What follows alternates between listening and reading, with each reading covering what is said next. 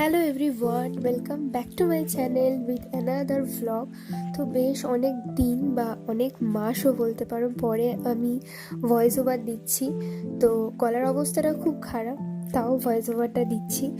তো সকালবেলা উঠে গিয়েছিলাম তাড়াতাড়ি, আর মুখ হাত পা ধুয়ে ফ্রেশ হয়ে নিলাম।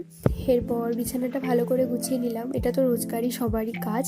তো এখন যেহেতু ঠান্ডা পড়ে গেছে, তাই জন্য এই কম্বল গোছানোটা সব থেকে বেশি আর কি বিরক্ত লাগে। এরপর পরবো বলে সবেমাত্র বিছানাটা সেট করেছি, মা বললো আজকে পুজো একটু মিষ্টি নিয়ে আসতে। তো গেলাম মিষ্টির দোকানে মিশতে। এরপর স্নান করে নিলাম, কারণ আজকে ছিল আমাদের বাড়িতে ইতু পুজো। তোমাদের কার কার বাড়ি ইতু পুজো হয় আমাকে জানিও। আর এরপরে বসে গেলাম পড়তে। আর ওই যে পায়ে যে জিনিসটা দেখতে পাচ্ছ, আমার পায়ে একটু লেগেছে, মানে নিকাপ পরে আছি। তো এরপর একটু পরে নিলাম, কারণ মা এখন জোগাড় করতে অনেকটাই দেরি, সেই ফাঁক টাইমটা আমি এখানে পরে নিচ্ছি।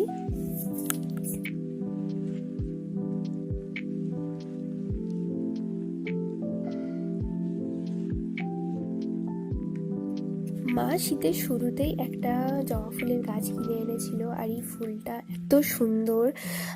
এটা 3 দিন আগে ফুটেছে, মানে 2 দিন আগে রবিবার ফুটেছে, আর আজ হচ্ছে মঙ্গলবার। মা বলেছিল যে এই ফুলটা অনেক দিনই গাছে থাকে, তাই জন্য মা বললো যে ইতু পুজোর দিনই ফুলটা গাছ থেকে তোলা হবে। আর একদম খুব সুন্দরভাবে ফুটেও আছে ফুলটা। তো এরপর মা দেখলাম ঘরে গিয়ে সব কিছু রেডি করে নিয়েছে। আর এখানে তো আমাদের ঘট পুজো হয়, যারা যারা জানো ইতু পুজোয় ঘট পুজো বলে অনেকে।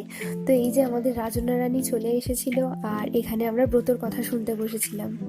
একটা পিঠে দিলে, দিয়ে বললে খেয়ে গিয়ে শুয়ে পড়। তারপর খানিক রাত্রে ঝুমনো উঠে বললে মা কি ভাজছিস, দে না মা। মা বললে ও খেতে নেই মা। ইতু পুজোর ব্রত কথা শুনে চলে আসলাম খেতে। আর আজকে তো দারুণ মেনু হয়েছিল, খিচুড়ি, আলুর দম, বেগুন ভাজা, পাঁপড় ভাজা, আর আমি তার সাথে বানিয়েছিলাম একটু রায়তা। তো এরপরে খেয়ে নিলাম, আর খুব সুন্দর হয়েছিল। আসলে অনেকক্ষণ না খেয়েছিলাম, সকাল থেকেই উপোস, তার উপর হচ্ছে ঠাকুরের ভোগের খিচুড়ি, তো খেতে অসাধারণ হয়। তো আজকের ভিডিওটা তোমাদের কেমন লাগলো জানিও। সবাইকে বাই।